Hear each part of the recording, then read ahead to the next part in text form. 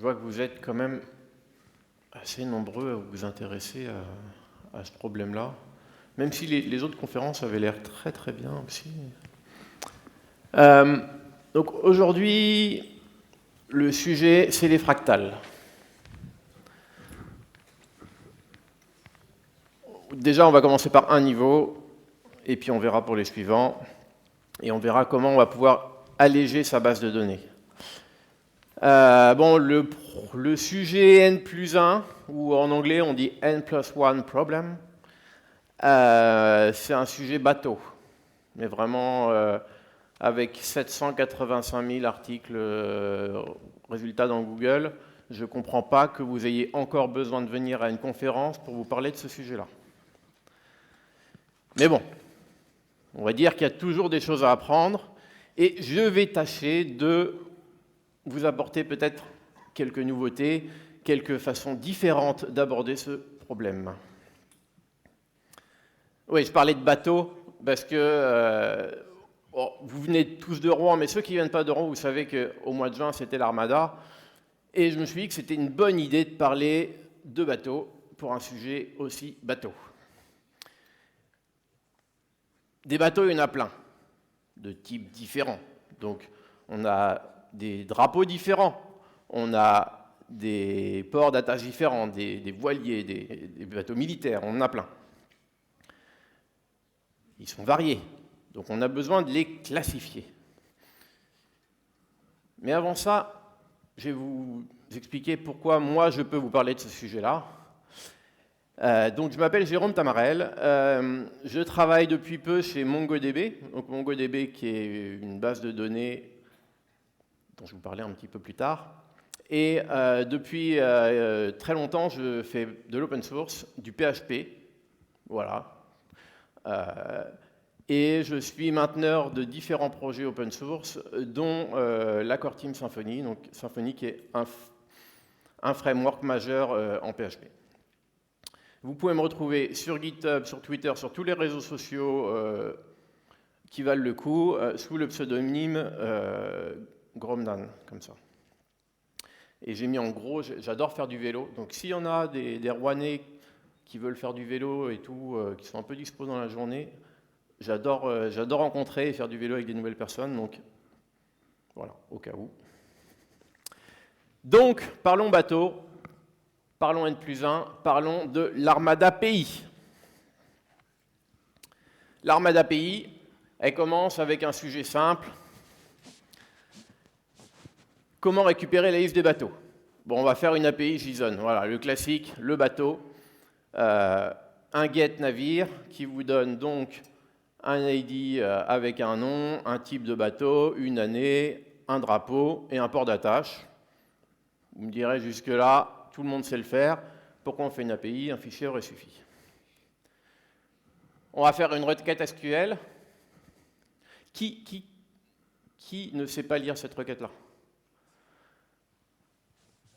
Bon, ça me rassure, il y a une personne, c'est pas grave, ça va pas être beaucoup plus compliqué. Donc la requête vous donne un résultat tabulaire, voilà, assez classique, on dirait qu'on est dans Excel, un ID, une colonne, voilà, je passe vite. Jusque-là, tout va bien.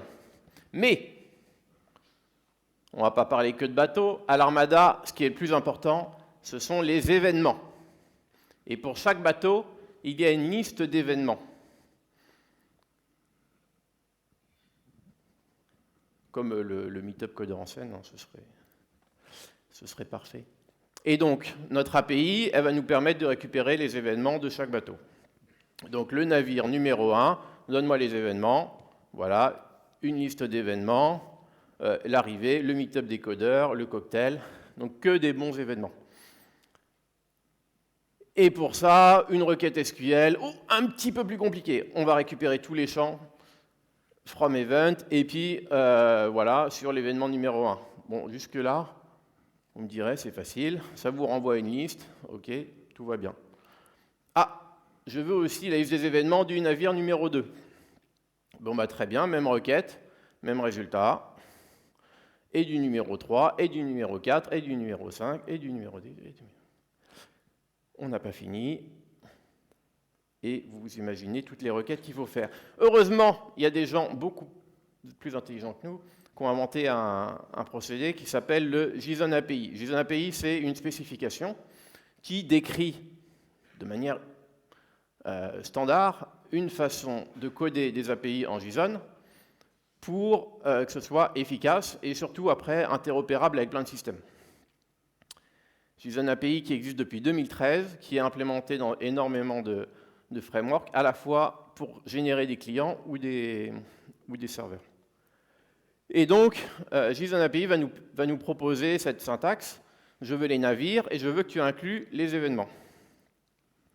Le résultat qu'on attend, c'est ma liste de navires, avec pour chaque navire un objet correspondant à chacun des événements. Jusque-là, la spec est simple. Vous êtes tous des cadors en SQL, donc vous savez qu'on peut faire des jointures. On récupère donc le select pour récupérer tous les champs des bateaux. On fait une jointure avec la table événement sur l'ID du bateau. Alors là, vous me dites, mais je ne suis pas venu à une conférence pour apprendre à faire une jointure SQL. Et vous avez raison. Parce que les résultats, ils sont ici. Mais pourquoi j'ai autant de fois le BLM? Pourquoi j'ai autant de fois l'Atlantis? Je n'ai pas demandé à récupérer 6 fois le BLM et 5 fois l'Atlantis. Donc, vous pensez avoir fait une super optimisation parce que vous avez fait une requête, une jointure. Et ça, vous retrouverez plein d'articles de blog qui disent « Ouais, problème N+1, faites une jointure, vous aurez résolu le problème. Ouais, super !» Sauf qu'en fait, vous allez télécharger un volume de données considérable. Vous imaginez, vous allez multiplier le volume de données que vous transitez par des facteurs qui sont au-delà du volume de ce que vous avez en base ou de ce que vous allez rendre dans votre API. Et en tant que développeur, vous n'allez peut-être même pas vous en rendre compte. Mais vos performances vont se dégrader, tout simplement parce que vous aurez récupéré trop de data. Donc ça marche pour une API, ça marche pour une commande. Quand vous faites du batch, ça marche dans plein de cas. Et surtout, derrière, une fois que vous avez votre donnée tabulaire comme ça, il va falloir dédoublonner. Donc du coup, ça c'est un petit algorithme que j'ai codé en PHP. Sur un cas comme ça se code, ça se maintient. Quand vous en avez plein, il faut des librairies pour gérer tout ça, des ORM. Ça commence à être du code compliqué, vous faites travailler votre application pour quelque chose, de la donnée qui a été normalisée, qui a été dénormalisée, qui est renormalisée. Mais à quoi bon? Donc on a une seule requête, c'est bien pour les verses, mais on a beaucoup trop de données transférées. Ça consomme de la mémoire dans votre application, ça consomme du trafic sur votre réseau. Il y a un travail de regroupement à faire dans l'application, et puis je ne vous parle même pas de la pagination, où quand vous avez les données en double, il faut gérer la problématique de je veux les résultats de 1 à 10. Comment on fait? Il y a plein de subterfuges, et c'est globalement assez compliqué et sujet à erreur. Et quand vous chargez trop votre base de données, voilà à quoi il finit par ressembler votre bateau, il se casse la figure.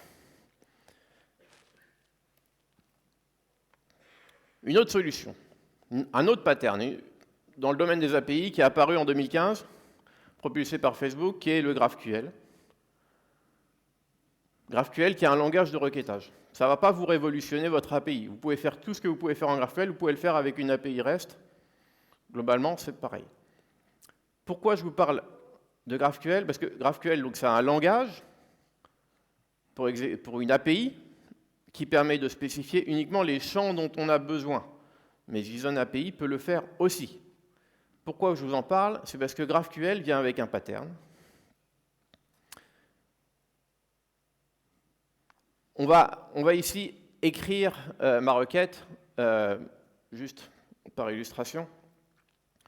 Ma requête pour récupérer les bateaux avec les événements. Le gros intérêt de GraphQL, c'est que vous allez avoir une syntaxe de requêtage qui va ressembler au document que vous allez avoir en sortie. Voilà, c'était pour l'illustration, pour comprendre bien comment la syntaxe fonctionne. Et donc, le pattern qui vient avec GraphQL, c'est data loader. Le data loader, c'est un composant de l'implémentation de base de GraphQL qui est un utilitaire générique qui permet d'accéder à la donnée sous-jacente lorsque vous développez votre API. Et il propose donc des façons de simplifier et d'harmoniser la manière dont vous accédez à vos données sources. Et il va permettre de batcher, de regrouper les requêtes. Et c'est ça sa grosse fonctionnalité, c'est qu'on a vu qu'on pouvait avoir des requêtes identiques qui succédaient. Le data loader, c'est un modèle qui permet de regrouper les requêtes de manière assez fluide.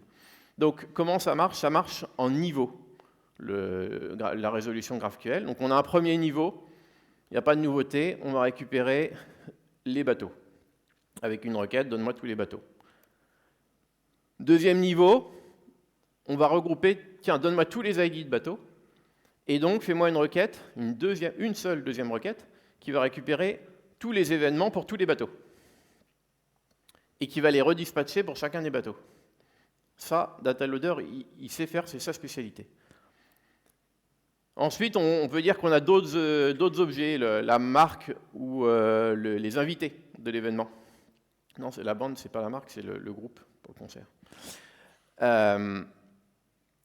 Et donc, lui, il va être capable de paralléliser même des requêtes pour dire, bah, tiens, donne-moi tous les groupes et tous les guests en même temps sur la même requête. Et donc, ici, on voit dans notre processus qu'on va avoir 3 niveaux qui vont correspondre à 3 requêtes, ou en tout cas 3 lots de requêtes qui vont être exécutées en parallèle. Ça, c'est assez révolutionnaire. Donc ça permet de récupérer, de faire des requêtes pour chaque niveau, ça permet de paralléliser à chaque niveau, ça permet de mettre en cache certaines recherches de données. Et un aspect hyper intéressant aussi, c'est que ce n'est pas restreint à une requête SQL, c'est que vous allez pouvoir changer de back-end.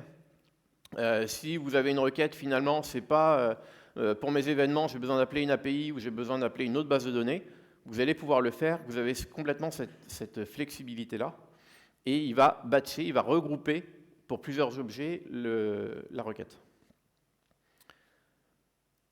Ce pattern lié à GraphQL, en fait, il existe dans d'autres langages. C'est-à-dire que GraphQL, c'est l'implémentation de références est en Node, mais ça existe aussi en PHP et dans tous les bons langages.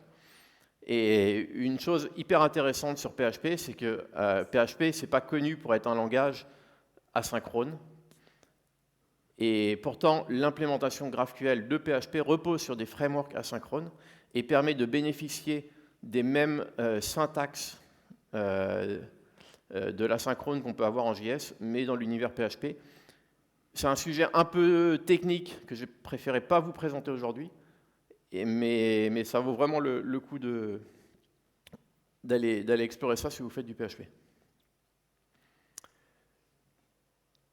Toujours dans l'univers PHP, je voulais montrer comment font les ORM. Les ORM, c'est les Object Relation Mapper. Ce sont les librairies qui vous permettent de mapper des classes sur des données. Alors, il y a 2 frameworks importants dans l'univers PHP. Il y a Laravel. Laravel, on peut dire « donne-moi les bateaux avec les événements ». Et lui, il va faire 2 requêtes.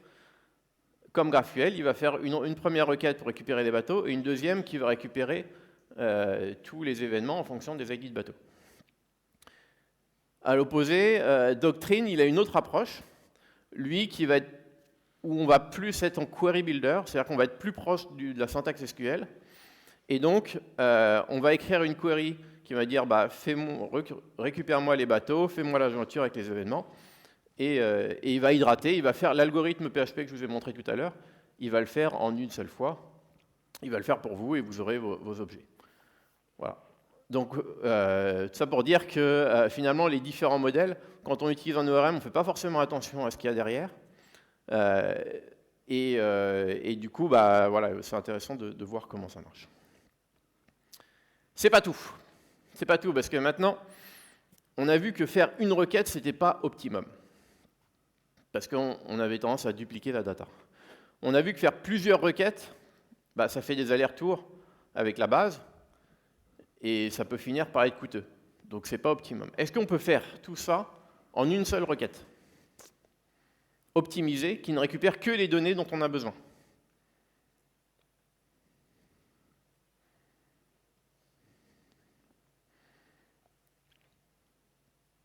Avec les fonctions JSON standard, enfin non standard, malheureusement. C'est-à-dire que chaque base de données a implémenté ses propres fonctions, sa librairie de fonctions pour générer du JSON.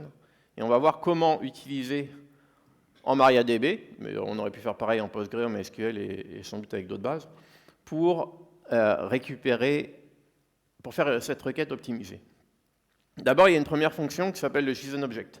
JSON-Object, c'est une fonction qui vous permet de générer un objet JSON en le définissant comme ça. Donc, j'aime bien la syntaxe de cet objet-là parce qu'on alterne. Un argument, c'est une nom de clé, un argument, c'est une valeur. Nom de clé, valeur, nom de clé, valeur. C'est une signature de méthode qui est un peu originale.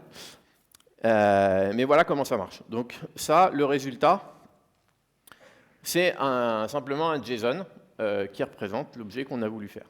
Donc là, je vais montrer avec des valeurs statiques. Évidemment, on le fera avec les données de notre base de données.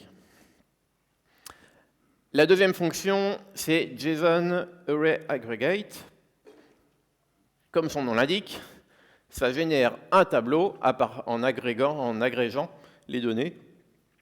Et donc, là, pour un exemple, sur les bateaux, on peut récupérer la liste de tous les bateaux en un seul résultat, agrégé.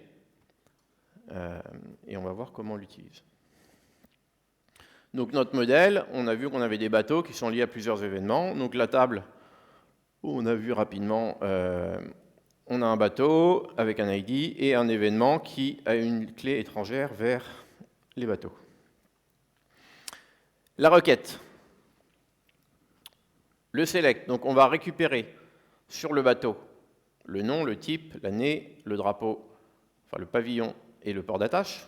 Et pour récupérer les événements, on combine les deux fonctions, JSON Array Aggregate et JSON Object. Ce qui fait que on va récupérer une liste d'objets dans la clé Events. Et bien sûr, il ne faut pas oublier de faire la jointure avec les Events. Le résultat, voilà la jointure. Le résultat, c'est des données tabulaires dont une colonne est un document JSON, qui est la liste des événements au format JSON, qu'il faudra évidemment aller décoder ensuite. C'est-à-dire que dans votre application, vous allez avoir une string qu'il faudra JSON décode pour analyser, mais vous n'aurez, en termes de données, vous n'aurez bien qu'une ligne par résultat. Donc, on n'a pas trop de données transférées, on a juste autant de lignes que ce qu'on a besoin. La consommation mémoire est réduite par rapport aux précédentes solutions. Le regroupement est déjà fait par la base de données. Donc, en termes de code applicatif, on a juste à décoder du JSON, ce qui est trivial, tous les langages savent le faire. Et au niveau pagination, c'est aussi trivial à implémenter. Maintenant, la blague, c'est si on veut faire une deuxième jointure. Et vous allez voir que ça devient très rigolo. Maintenant, sur les navires, on veut rajouter l'équipage. Et bien, on fait pareil. On fait un JSON agrégat des objets de l'équipage et on a une jointure sur la table équipage. Vous allez dire, bah oui, c'est facile, ça scale. Qu'est-ce qui se passe à votre avis? Quelqu'un sait ce qui va se passer?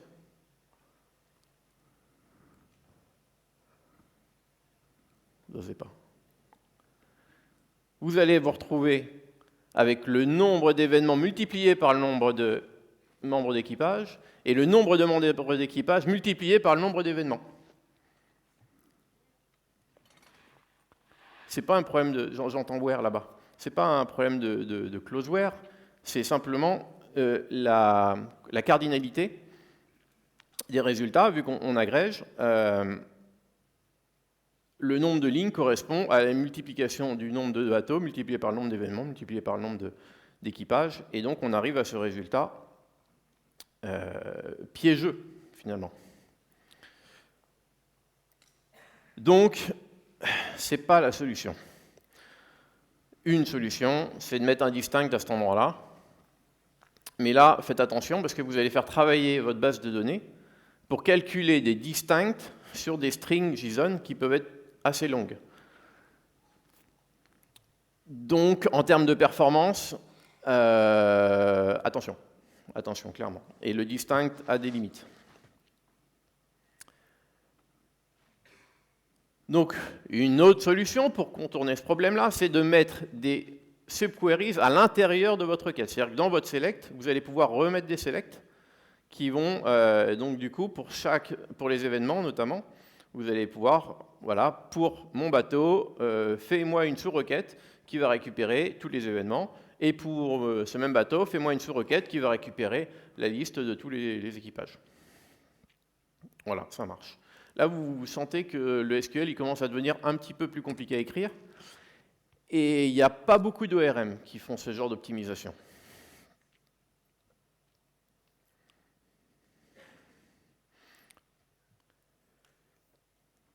Là, on a vu un exemple avec des objets JSON. Il reste pas mal de fonctions à explorer, parce que et qui vont permettre d'apporter plusieurs fonctionnalités.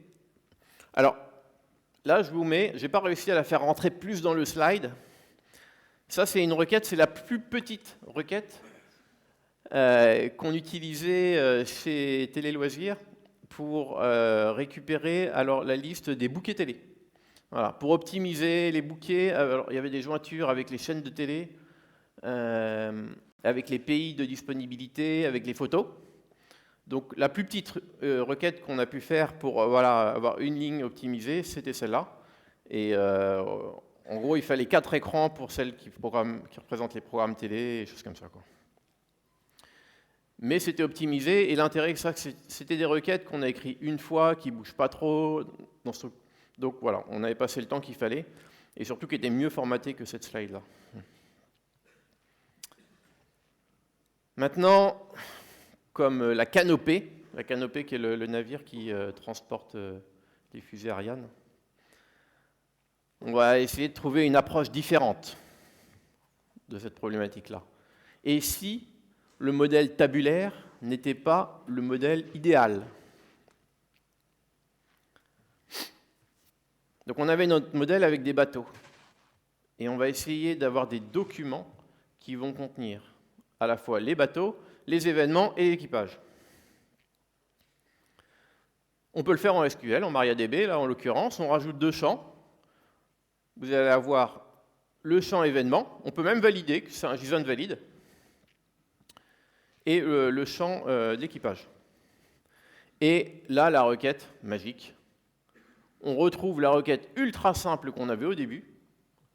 Donne-moi tout ce qu'il y a dans le chip JSON, je l'ai appelé comme ça, mais dans la liste des bateaux. Et ça vous donne directement les résultats dont vous avez besoin. C'est quand même magique. Finalement, quand vous voulez optimiser, rien de tel que dénormaliser. Vous allez me dire, oui, mais pourquoi on ne fait pas ça d'habitude? On ne fait pas ça parce que pour mettre à jour les documents, c'est autre chose. Si vous voulez rajouter un événement ou modifier le titre d'un événement, par exemple, tous les événements maintenant sera codeur le concert de codeur. Il faut utiliser des fonctions spécifiques à la base, donc il n'y a plus de portabilité de base de données et tout ça. Et voilà, les ORM ne les supportent pas bien et compagnie. Et donc, les fonctions adaptées. Ici, pour rajouter un événement, il faut recombiner un objet. Ça se fait, hein. C'est-à-dire quand on travaille at scale, les fonctions sont faites pour ça. Bon, en vrai, ce qu'on va plutôt faire, c'est que l'application va reprendre les données, elle va faire son travail de son côté, puis elle va repousser le JSON complet dans le champ JSON. On va assez peu aller chercher à mettre à jour une partie d'un document JSON. Enfin, J'ai utilisé ce pattern assez souvent. Jamais on mettait à jour une partie du document. On récupère tout dans l'appli, on met à jour. Pourquoi il est bien le modèle document? Parce qu'en fait, il est optimisé pour la lecture. En vrai, quand on fait une API de publication de ce type-là, on va être surtout en lecture. Donc on veut que la performance soit à la lecture. À l'écriture, c'est pas grave. Allez, c'est un peu plus coûteux, le document un peu plus gros. Pas de problème. Le schéma va être flexible aussi. Ici, vous voulez rajouter une information sur votre événement. Mettez dans votre JSON, il n'y a pas de migration de base de données à faire. Vous rajoutez un champ et ça marche. Et le modèle, vous le maîtrisez dans votre code applicatif. Vous n'avez pas besoin de le gérer à la fois dans votre code applicatif et dans votre base de données. C'est aussi performant, parce qu'il n'y a qu'une seule requête qui est directement optimisée. Il n'y a pas de jointure, il n'y a pas de plusieurs index à mettre en œuvre. Et la pagination est simplifiée, comme on a vu avec les fonctions JSON de tout à l'heure. Ce modèle document, je vais vous remontrer chez Télé Loisirs, quand j'y travaillais encore, il était énormément utilisé pour tout ce qui est affichage du site, parce qu'on est dans un rapport de 1 à 1 million entre le nombre de modifications et le nombre de lectures. Et 1 million encore, je suis petit. Et donc, ce que vous voyez là, qui est la grille de programme télé, qui contient un titre, une photo, un genre, la chaîne de télé et tout ça, en fait, c'est juste une requête sur une liste de documents. Pas de jointure, ça aurait fait tomber la base. C'était avant, il y a longtemps, mais la base, elle ne tenait pas, on était obligé de mettre du cache partout. C'était une complexité applicative et colossale pour gérer ça. Modèle document, ça marche très bien. En plus, on peut filtrer directement sur les chaînes, on peut filtrer directement sur plein de critères, ça marche nickel. Mais ce modèle document, il n'était pas dans une base tabulaire, il n'était pas dans MariaDB. Il était dans une autre base qui est vraiment orientée document, qui s'appelle Elasticsearch. Elasticsearch, c'est avant tout un moteur de recherche qui permet d'analyser les données et qui est basé sur Lucene. Lucene qui est un moteur en Java d'analyse de texte et de recherche. Et ce qui fait la popularité d'Elasticsearch, c'est son modèle JSON. C'est le fait que vous envoyez des documents en JSON, vous récupérez des documents en JSON. C'est hyper scalable aussi. Et c'est ça qui plaît beaucoup aux développeurs. Alors comment l'implémenter dans le modèle de Télé Loisirs? On a un événement applicatif de modification, classique. On va enregistrer la donnée, à l'époque c'était MariaDB. Jusque-là, tout va bien. On veut mettre dans Elasticsearch. Donc comment on fait à ce moment-là? On a un processus d'indexation qui va prendre les données dans la base et qui va les pousser dans Elasticsearch. Bon. Sauf qu'on veut faire ça en asynchrone. Donc on rajoute une file d'attente. À chaque fois qu'il y a un événement, il va enregistrer dans la base, il va mettre un message dans la file d'attente va être consommée par le processus d'indexation qui va aller lire la base de données pour aller écrire dans Elasticsearch. Hein? Une semaine de boulot. Si vous voulez en savoir plus sur le transfert de données, il y a un très bon livre sur le transfert de bateau à bateau. Je ne l'ai pas lu, mais ça illustre très bien la présentation.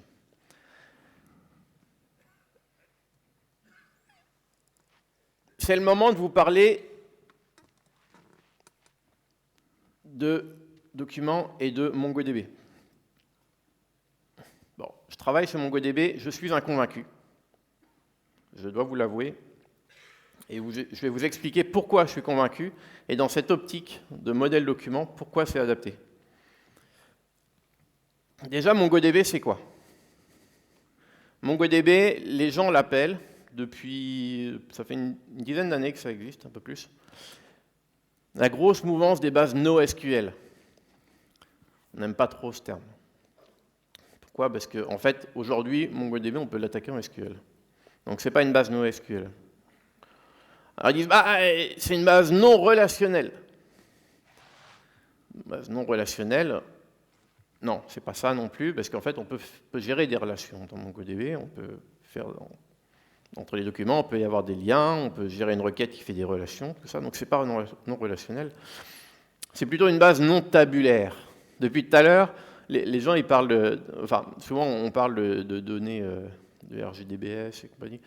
Je vous parle de résultats tabulaires, comme dans Excel. En fait, le gros intérêt de MongoDB, c'est que ça ne va pas être tabulaire, ça va être des documents, des JSON que vous allez avoir. Et donc, dans les non tabulaires, en fait, il y a plein de variétés. Il y a les bases documents, les bases clés-valeurs. Clés-valeurs, on pense notamment à Redis, par exemple, ou à DynamoDB chez AWS. Les modèles par colonne qui vont être optimisés pour des cas d'usage assez particuliers, ou par graphe, qui permet d'explorer la donnée. Nous, on est vraiment sur le document. Et le modèle document est finalement un modèle qui va être globalement plus générique en termes d'usage. Comment, dans MongoDB, on insère des données? On n'est pas sur du SQL de base. On va être sur une syntaxe à la JavaScript. Donc, pour insérer un document, c'est un document JSON qui va avoir un ID et une liste de propriétés. Et directement, vu qu'on est en JSON, on n'a pas un mix de documents tabulaires, plus un document JSON qu'on a encodé nous-mêmes pour définir une liste d'événements. Donc on a directement un document JSON. Prenez n'importe quel document JSON, vous l'importez, ça marche. Pas de schéma à définir. Si vous voulez un schéma, vous pouvez. C'est optionnel. Donc pour l'insérer, il y a un nom de collection. Collection, c'est l'équivalent d'une table. Et un document. Alors, on parle de BSON. Pourquoi? Parce que c'est un binary JSON. C'est pas du JSON en forme string. C'est un format binaire optimisé pour les documents qui ressemblent à du JSON. Mais il y a avoir des types en plus, comme les dates, comme les ID, comme les regex. Pour modifier un document, ça se passe aussi avec une syntaxe JavaScript ici, avec un filtre, l'équivalent de votre closeware, quand vous faites un updateware, et puis un opérateur de modification, ici, pour rajouter un élément au tableau d'événements. Pour requêter, c'est une syntaxe JSON. Donc, vous savez, une des failles les plus courantes dans les applications, c'est les SQL injections. Ça n'existe pas en MongoDB. Ça n'existe pas pour la simple raison que c'est du JSON, donc à partir du moment où vous avez encodé votre JSON, vous ne pouvez pas injecter quoi que ce soit. Donc, on peut rechercher le nom, telle valeur. Après, vous avez des opérateurs. Hier, pour l'année greater than 1980, ou un wherein, l'équivalent d'un wherein, donc le drapeau en France ou en Belgique. Tout ça avec des opérateurs. Vous avez une liste de 85 opérateurs disponibles sur toutes les versions. Vous pouvez aussi aller rechercher facilement avec la même syntaxe dans les sous-documents, que ce soit un tableau, une liste d'objets, une liste de listes d'objets. C'est toujours la même syntaxe, vous pouvez rechercher dedans, et vous n'aurez aucun mal à trouver le meetup codeur en scène pour venir. Comme en JavaScript, le point permet d'accéder à une propriété, que ce soit un tableau ou un objet. Et la grosse puissance de ce modèle de document MongoDB, c'est ce qu'on appelle les pipelines d'agrégation, qui vont être une succession d'étapes pour transformer mes documents. Ici, l'exemple, c'est oui, mais vous êtes bien gentil avec vos bateaux qui contiennent des événements, mais moi j'aimerais bien tous les événements avec les infos du bateau. Vous savez, je veux retourner la requête. En SQL, c'est vrai que c'est simple. On dit, bah, au lieu de faire select from ship, je vais faire un select from event avec une jointure vers les bateaux. Et bah, si ce n'est pas un cas d'usage primaire, vous pouvez le faire avec une agrégation. Vous allez unwind. Unwind, ça veut dire que vos éléments de tableau, vous allez les déstructurer la liste, c'est-à-dire que vous allez avoir un document pour chaque élément. Et après, avec la projection, c'est l'équivalent d'un select surpuissant. Vous allez renormaliser le document que vous voulez en sortie. Et vous pouvez empiler des stages comme ça. Il y en a 240. Des fonctions que vous allez pouvoir implémenter. Et c'est la base qui s'en occupe. Vous n'avez pas besoin de coder des tests unitaires là-dessus. Vous n'avez pas besoin de vous prendre la tête sur toutes les subtilités du problème. Vous avez plein d'opérateurs pour manipuler vos données et les formater comme vous les voulez.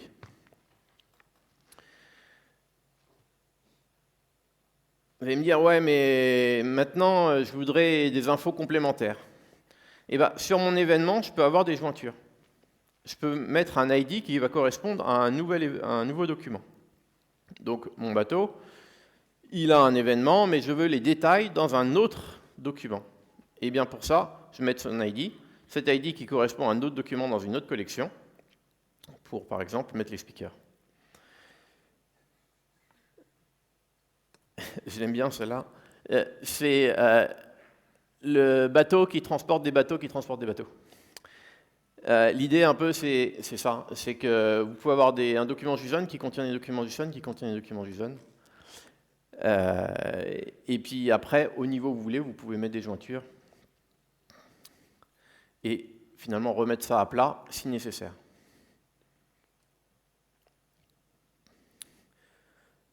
Donc la jointure, ça utilise une pipeline d'agrégation en MongoDB qui s'appelle Lookup, l'opérateur. Donc en fait, on va dire que depuis ma collection d'événements, je veux pointer vers une autre collection. Non, c'est ma collection de chips, on le voit en haut, qui va pointer vers les événements. Le lien local, c'est events.eventID, donc une liste d'éléments, et qui va pointer vers le champ eventID. Et le nom du résultat, c'est events. Voilà, c'est l'équivalent d'un left join en SQL. Et c'est en JSON, donc il n'y a pas de... C'est vachement facile à manipuler, quoi.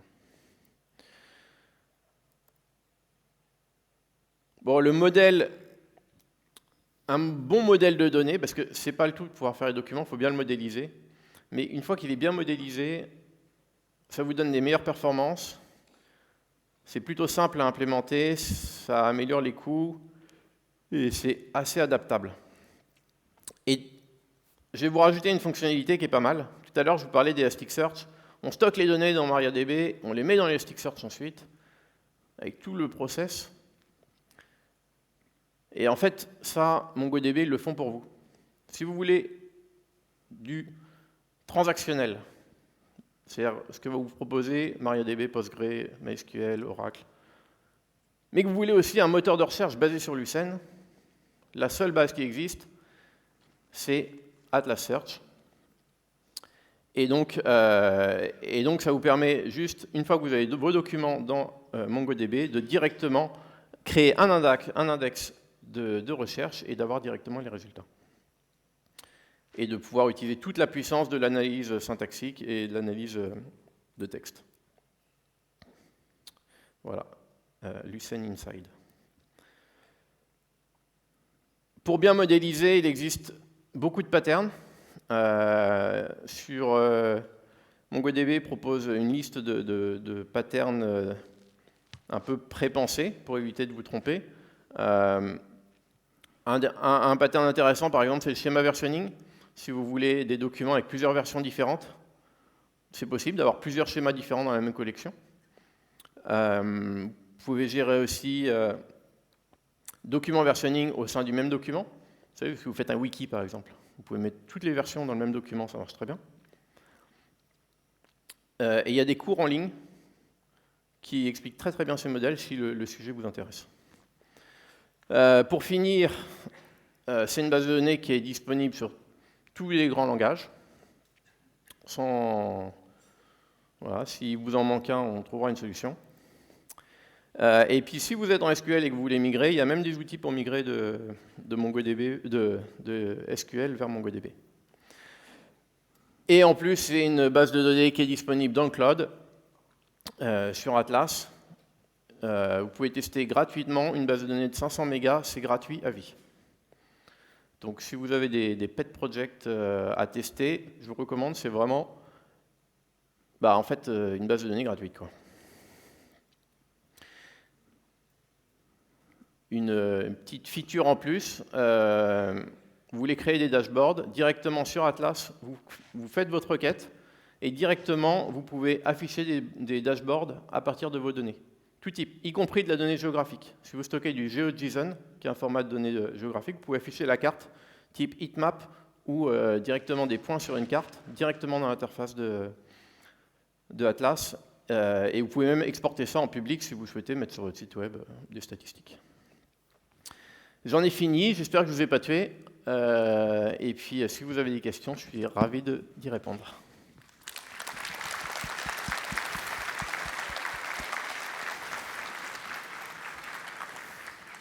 Si je dis pas de bêtises, on a un peu plus de 10 minutes pour les questions. Voilà. Tu vas en avoir une au milieu. Merci beaucoup. Moi, ma première question, c'était... nous, on utilise Mongo dans notre entreprise, on utilise Elastic, on utilise MariaDB, on utilise Galera. Et en fait, là, on a un projet qui est pas mal monté sur Mongo avec des gros volumes. Et en fait, c'est posé la question de comment on fait scaler tout ça. Donc, on a mis en place des répliques sets avec des configs, avec du sharding, etc. Bon, c'était un petit peu compliqué à mettre en place et surtout l'industrialiser, mais ça s'est fait. Et en fait, on s'est retrouvé un petit peu en galère au moment de vraiment être certain que ça va bien en production. Par exemple pour les backups, parce qu'en fait, il n'y a absolument aucune façon de backuper Mongo en production si on ne paye pas. Du coup, nous, en fait, on se pose la question d'aller vers les outils Percona qui font du Mongo open source, parce qu'en fait, en open source, il n'y a pas moyen de backuper un gros Mongo de production. Mais en fait, ma question, c'est quelle direction veut prendre Mongo? Parce que l'impression que j'ai, c'est qu'ils veulent juste faire du as a service, Mongo as a service, et en fait, je trouve que c'est de plus en plus compliqué, ça fait un moment qu'on utilise Mongo, je trouve que ça devient de plus en plus compliqué d'utiliser Mongo en self-hosté, en open source. Voilà. Ouais. Très bonne question. Oui, clairement, l'orientation de MongoDB, c'est le as a service, c'est de proposer toujours plus de fonctionnalités. Le cloud de MongoDB, qui est Atlas, est disponible à la fois sur AWS, sur Azure ou sur GCP, avec toutes les intégrations de cloud qu'il faut, notamment au niveau réseau. Il y a aussi des offres entreprises avec du support pour répondre à ce type de problématiques. J'ai pas la réponse sur le backup, les solutions. Parce que tout simplement, effectivement, moi je me repose plus sur ce que proposent les services Atlas. Et je crois que même en termes de coût, il faut vraiment réfléchir, est-ce que ça vaut le coup d'infogérer sa solution, son serveur, et d'avoir des équipes qui montent en compétence sur la gestion de ces bases de données, versus finalement prendre une solution managée, qui est plus simple. Votre métier, c'est pas forcément de faire de l'infra, votre métier, c'est de développer des applications et d'utiliser des solutions qui marchent bien. Voilà.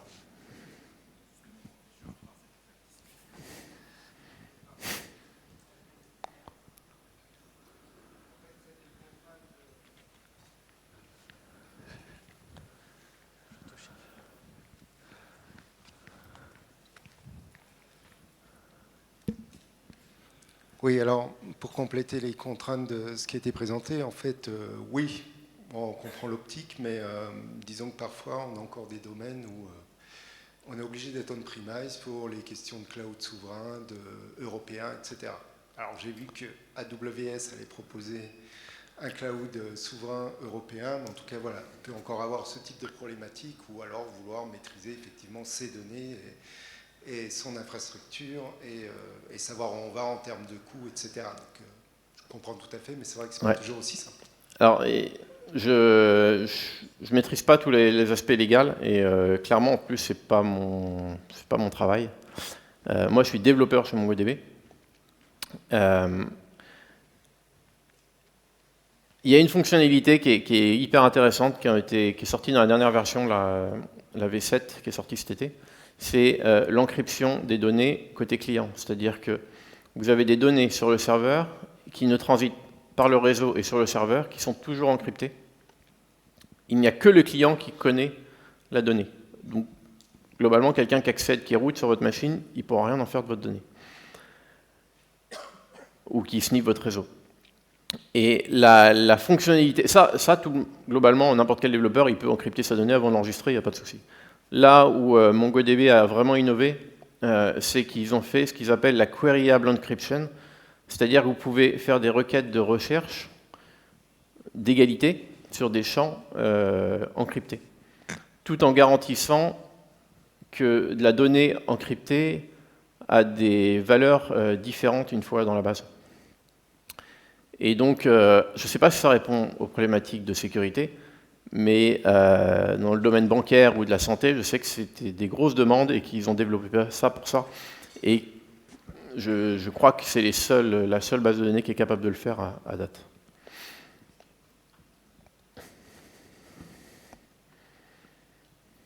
D'autres questions? Ah oui, j'arrive.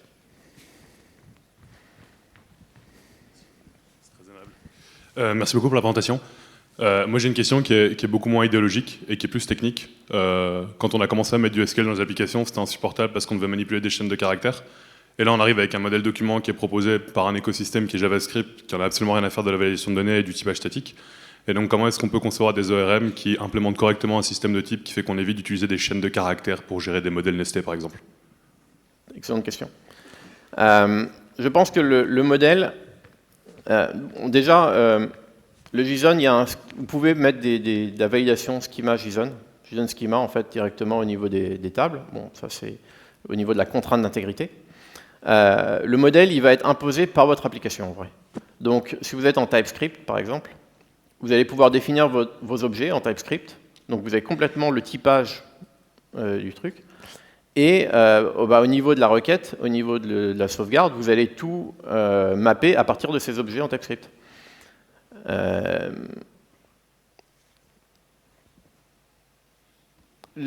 Alors, je vais reparler d'une expérience que j'ai où on a fait du typage de bout en bout de la base de données, l'application jusqu'au React, via une API GraphQL.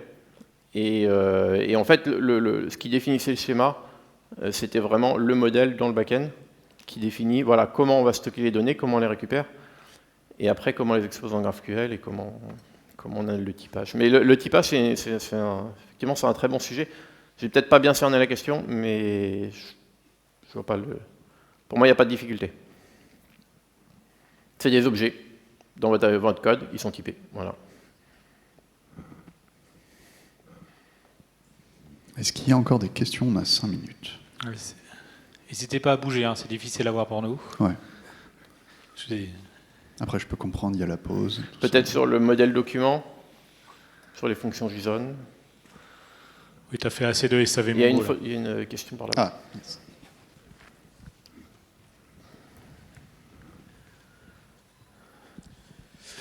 J'ai une question concernant justement le modèle document et ce que ça permet de faire. C'est dans le cas où on veut faire de l'analytique sur les bases de données.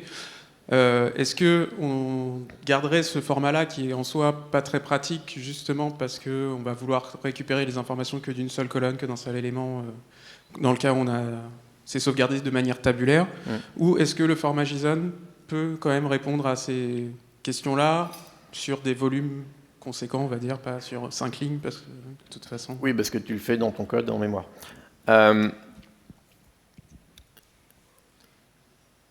Mon avis personnel, si tu as des données qui proviennent... C'est-à-dire que si tu as des tables en relationnel qui proviennent toutes de choses très variées, avec des processus d'alimentation très différents, ça s'étudie. Si tu veux faire de l'analyse à partir d'une seule source de données, tu mets des documents JSON, ce sera ce qu'il y a le mieux. Parce que tu pourras faire évoluer facilement ton modèle et faire des agrégations. Tu peux faire des jointures, tu peux refaire des jointures à partir... Enfin, les agrégations permettent beaucoup de choses. Il faut vraiment étudier le modèle. Ma réponse, c'est qu'il faut vraiment étudier le modèle et il n'y a pas de réponse. Mais si tu veux faire vraiment du cube, c'est-à-dire du data warehouse avec vraiment des jointures très, très poussées, bah, ouais, peut-être que le relationnel est plus adapté. Ouais. Pour faire de l'analyse. Johan, on a encore le temps pour d'autres questions ou pas? Oui, une dernière. J'y vais, j'y vais. Ça marche.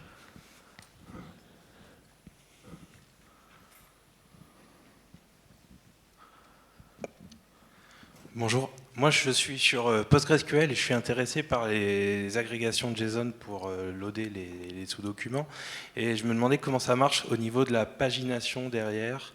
Est-ce que un moteur comme PostgreSQL ou Maria va s'amuser à construire tous les JSON aggregates avant ou après d'avoir chargé la table?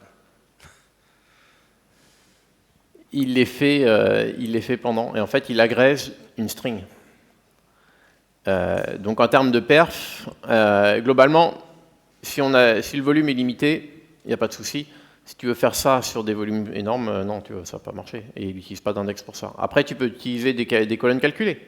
C'est une solution, des tables, des machins, enfin, tu peux mettre en cache, quoi. Mais non, sinon, il travaille sur des strings.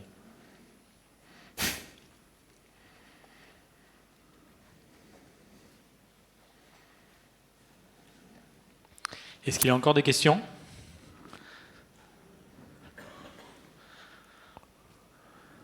On va conclure là. Merci pour le SAV MongoDB. Merci de votre attention.